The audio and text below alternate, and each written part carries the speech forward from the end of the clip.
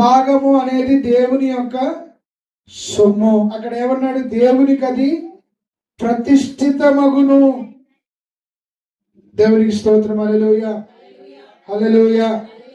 చూడండి ఒకసారి దశమ భాగాన్ని గురించి మాట్లాడుతూ 31, 32, 33 వచనాలు కూడా చదువుదాం.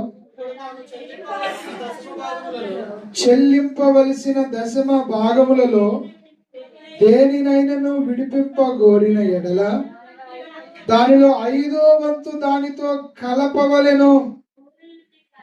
ఒకవేళ దశమ భాగంగా మీరు ఒక కోడిని, ఒక గుడ్డును తీశారనుకోండి, ఒక గుడ్డు దశమ భాగంగా తీసిన దాన్ని మీరు వాడుకుంటే దాంతో పాటు ఎన్ని చేర్చాలా?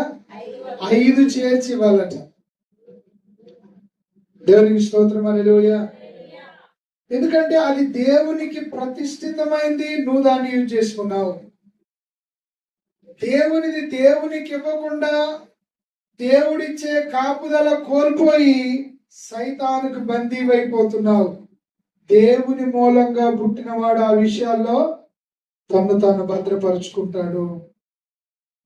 దేవునికి స్తోత్రం. హల్లెలూయా.